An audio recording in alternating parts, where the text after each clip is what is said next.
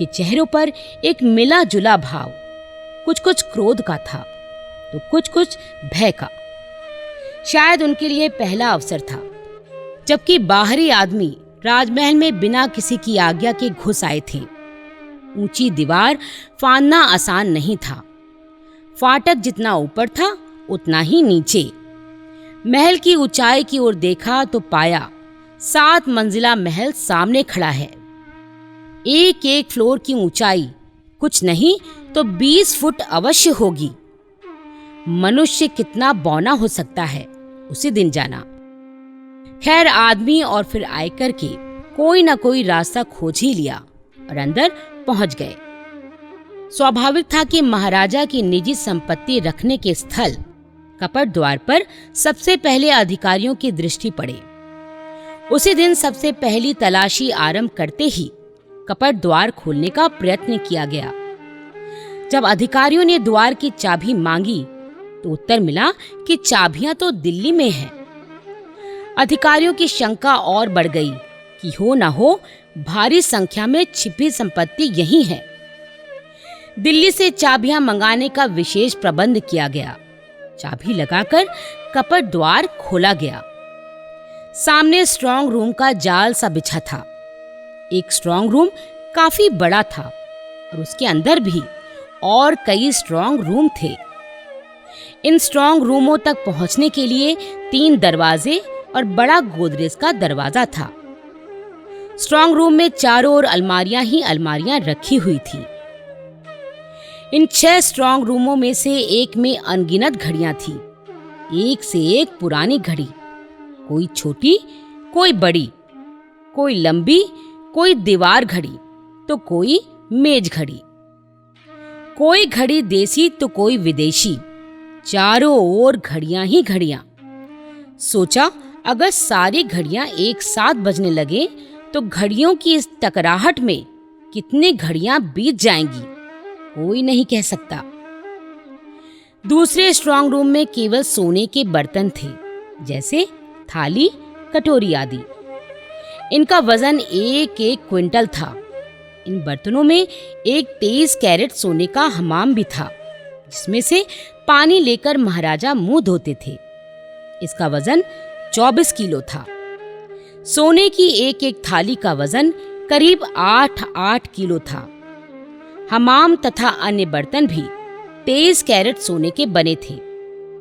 ये देखकर आश्चर्य होता था कि 23 कैरेट सोने से इस तरह की ठोस वस्तुएं कैसे बनाई गई होंगी, क्योंकि 23 कैरेट सोने में लचक तो होती ही नहीं है। तीसरे स्ट्रांग रूम में थालियां, कटोरियां और अन्य बर्तन मिले। उनमें से अधिकतर बर्तन चांदी के थे। कुछ बर्तनों पर सोने का पानी किया हुआ था। चौथे स्ट्रांग रूम में हाथी की झूल एवं चांदी के हौदे रखे थे। मुख्य स्ट्रांग रूम में चांदी की झूलें, 40-50 हौदे तथा हौदों को सजाने का सामान मिला। इसी स्ट्रांग रूम के एक अन्य रूम में महारानियों के आभूषण रखे थे। वहां के पहरेदारों ने बताया कि इस रूम तक जाने के लिए रानियों के कमरों से गुप्त रास्ते थे, जिनसे होकर रानियां स्ट्रांग रूम तक जाती थीं। आभूषणों के ढेर में से मनपसंद आभूषण निकालकर पहन लेती थीं और मन भर जाने पर फिर उन आभूषणों को वहीं रखाती और दूसरे ले जाती थीं। पहरेदारों से पता चला कि वहां जनाना ड्योढ़ी भी, जिसमें किसी को भी जाने की आज्ञा नहीं थी। महाराजा माधो सिंह के पूर्वज राम सिंह द्वितीय के तो 9 रानियां थीं और खवासों की तो गिनती ही नहीं थी।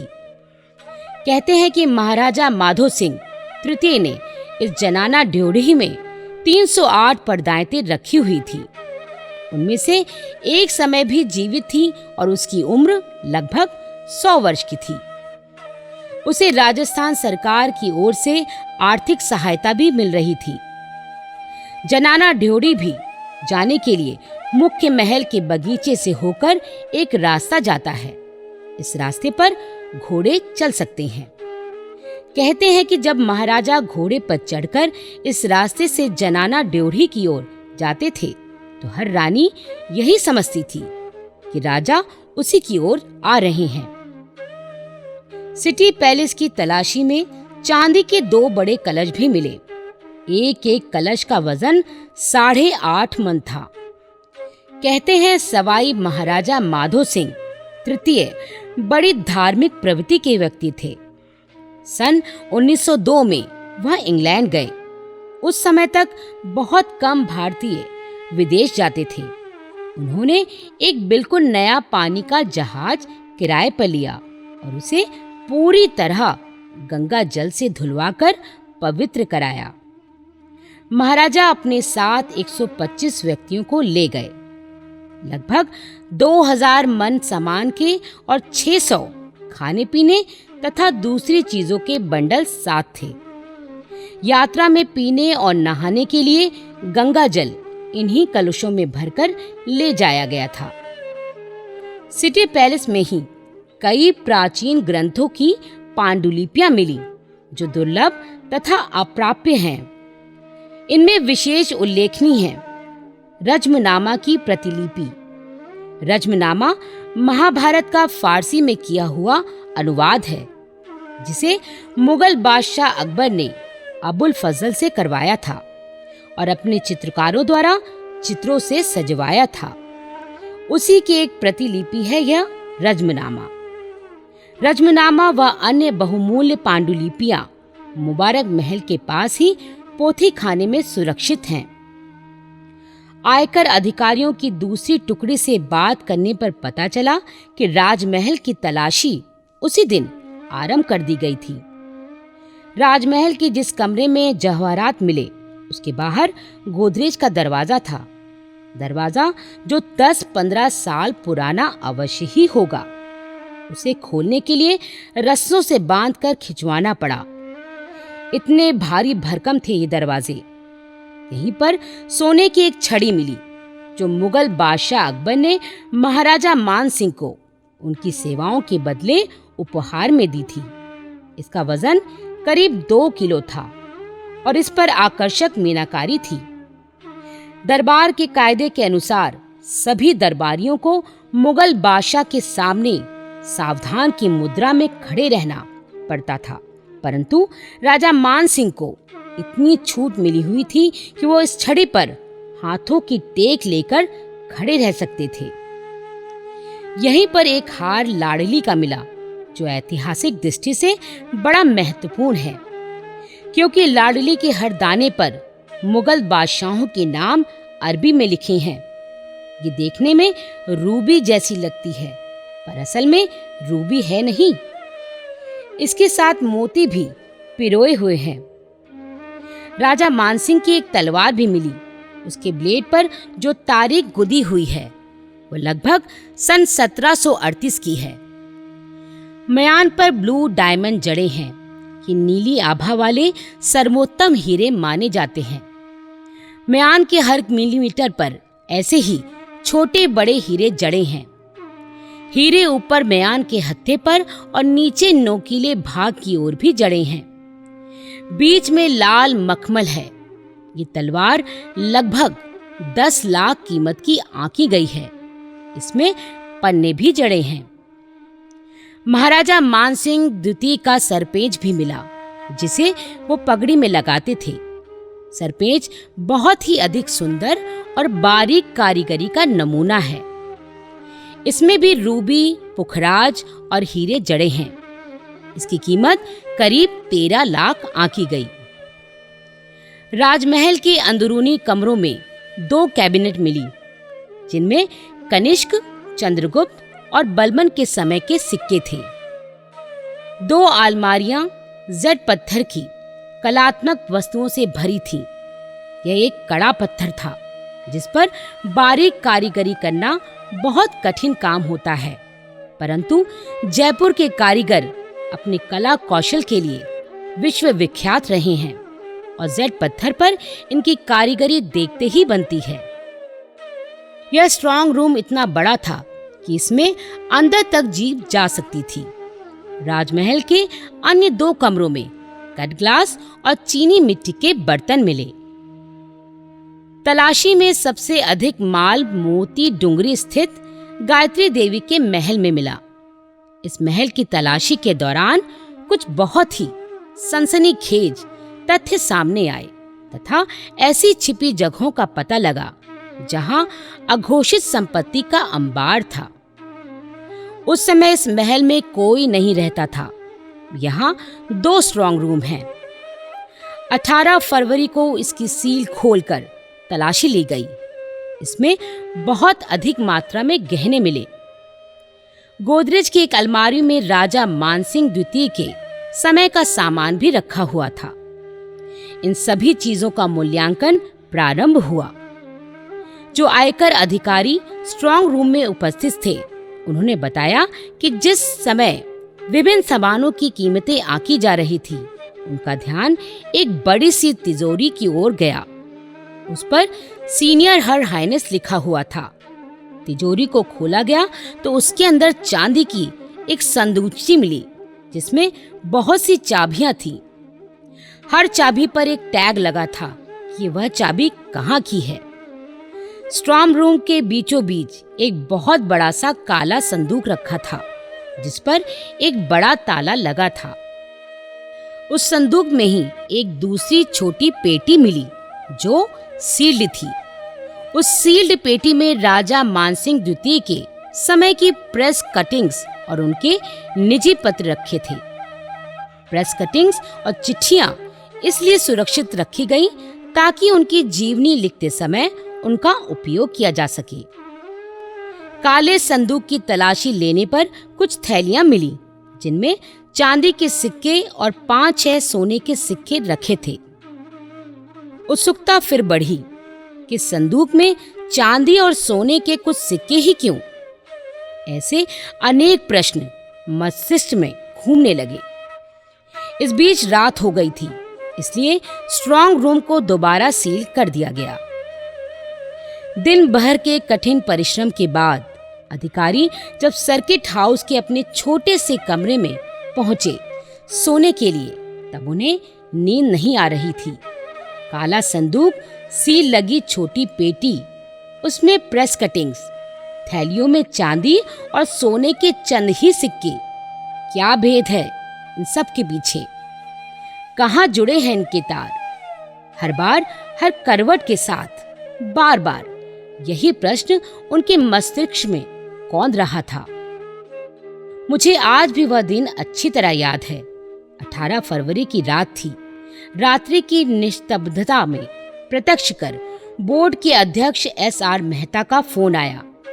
टीपी, फौरन आ जाओ। मैं चौंकी। अब क्या हो गया? इतनी रात गए कौन सी आफत आ गई? वैसे इस तरह के तात्कालिक ऑर्डर आना कोई नई बात नहीं थी। जब कोई विशेष अभियान छिड़ता तब रात काली जरूर होती थी, किंतु विशेष चिंता नहीं होती थी। पर यह तो आपातकाल का दौर था, उतनी रात को अकेले जाना। वैसे मेहता साहब हमारे घर से थोड़ी ही दूर शाहजहां रोड पर रहते। वो आर्मी में रह चुके थे। चुस्त दुरुस्त व्यक्ति थे। हर समय काला चश्मा लगाए रहते थे। सुना था किसी युद्ध में उनकी एक आंख चली गई थी। सिविल सर्विसेज में आने के बाद भी उनकी मुस्तैदी में कोई फर्क नहीं आया था। टीपी के रूप में उन्हें अपने जैसा ही एक चुस्त अफसर मिल गया था। अपने मातहतों के प्रति उनका स्नेह और सुरक्षा का भाव सदैव रहता था। इसलिए रात्रि में जाना भी कोई डर की बात नहीं थी। पर उस दिन मैंने उन्हें अकेले नहीं जाने दिया। जिद करके मैं भी उनके साथ गई। मेहता साहब कमरे में चहलकदमी कर रहे थे। इनके साथ मुझे देखकर वो कुछ नहीं बोले। शायद उस समय मेरी उपस्थिति उनके दिमाग में रजिस्टर ही नहीं हुई। मेहता साहब ने सारी बात बताई। स्ट्रांग रूम का खोला जाना, बीचों बीच रखा काला संदूक, उसमें सील लगी छोटी पेटी, उसमें प्रेस कटिंग्स, थैलियों में चांदी और सोने के चंद सिक्के। वो विचार करने लगे कि अब क्या किया जाए। ठाकुर ने कहा, मैं अभी बात करके देखता हूँ। उन्हीं के घर से जयपुर फोन किया और पूछा, स्ट्रांग रूम जब पहले खोला गया तब वहां कोई विशेष बात देखी क्या? उधर से बताया गया कि पूरे स्ट्रांग रूम में लाल पत्थर के स्लैब लगे हुए हैं। इन्होंने पूछा, और क्या देखा, याद करें। कोई नई बात? जवाब मिला, लाल पत्थरों की स्लैब पर जुड़ाई के स्थान पर गहरा कोलतार लगा है। अब मेहता साहब और ठाकुर में बातें होने लगी। खूबसूरत लाल पत्थरों के बीच काला कोलतार, चांद में दाग। अवश्य ही कोलतार किसी खास मतलब से लगाया गया होगा, और मतलब साफ था कि किसी तरह पानी इन दरारों से नीचे ना जाने पाए। अवश्य ही नीचे कोई तहखाना है या फिर कोई चीज जमीन पर गड़ी है। निर्णय हो गया कि संदूक हटाया जाए और संदूक के नीचे की जगह को ठोक कर देखा जाए कि खोखलेपन की आवाज तो नहीं आ रही है। यदि खोखलेपन की आवाज आ रही है तो पत्थरों को उखाड़ कर देखा जाए। इस निर्णय की तत्काल ही फोन द्वारा जयपुर सूचना दे दी गई। सवेरे ही इस पर अमल किया जाए। इसके बाद हम घर लौट आए। दूसरे दिन स्ट्रांग रूम पुनः खोला गया। संदूक को उसकी जगह से हटाया गया। संदूक के नीचे की जगह को ठोक कर देखने पर खोखलेपन की आवाज आई। पत्थरों को उखाड़ने पर नीचे रेत मिली। रेत के अंदर हाथ डाला तो 2 ईंटें निकली। इन ईंटों पर एनपीसी खुदा हुआ था, जैसा कि प्रायः पक्की ईंटों पर होता है। पत्थरों के बीच ईंटों का क्या काम? इससे एक और संकेत मिला कि जगह बहुत पुरानी नहीं है। उस जगह पर और नीचे से रेत हटाकर छानबीन की गई, पर निराशा, रेत ही रेत। ईंटों ने जो संदेश दिया था वह शायद बेमानी था। अधिकारियों ने सोचा और लगभग निश्चित कर लिया कि अब इस जगह को छोड़ दिया जाए। शायद अब नीचे और कुछ नहीं मिलेगा। किंतु फिर चांद में दाग क्यों? ये बात बार बार दिमाग को कुरेद रही थी।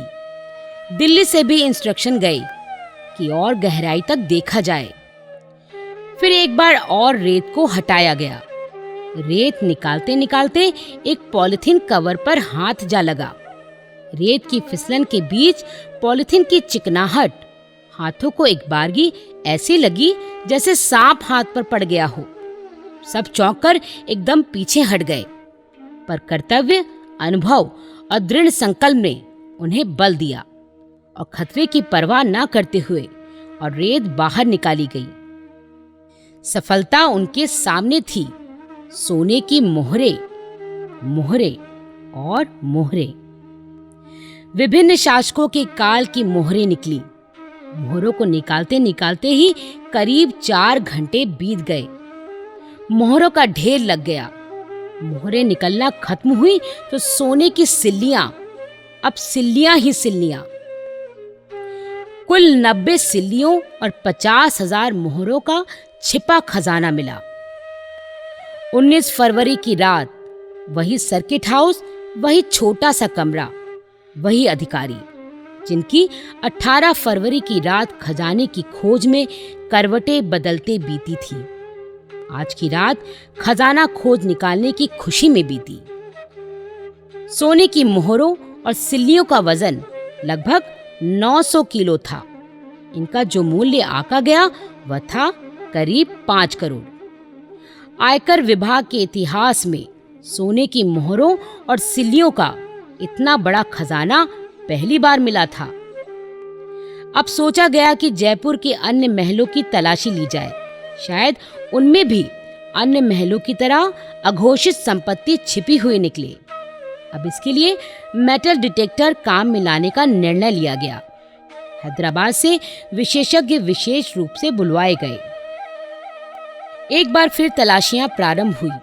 इस बार मेटल डिटेक्टर ने संकेत दिए कि मोती डुंगरी महल में महाराजा के स्टडी रूम में किताबों की अलमारी के पीछे कोई धातु की वस्तु छिपी है।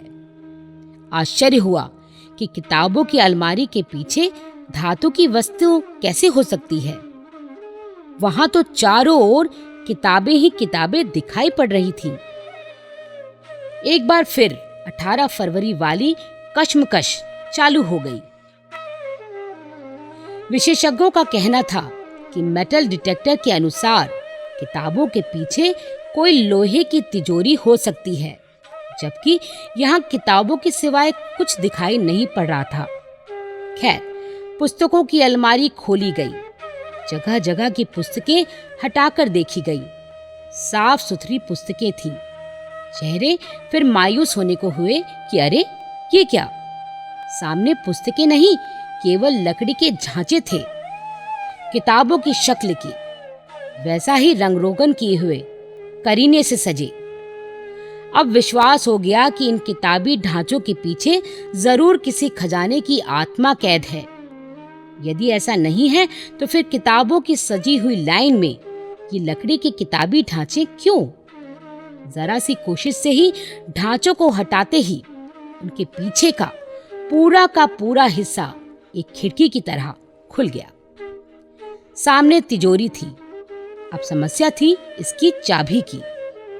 तभी एक अधिकारी को याद आया कि नीचे स्ट्रांग रूम में जो टैग लगी चाबियों की संदूकची मिली थी, उसमें एक चाबी पर स्टडी रूम का टैग लगा था।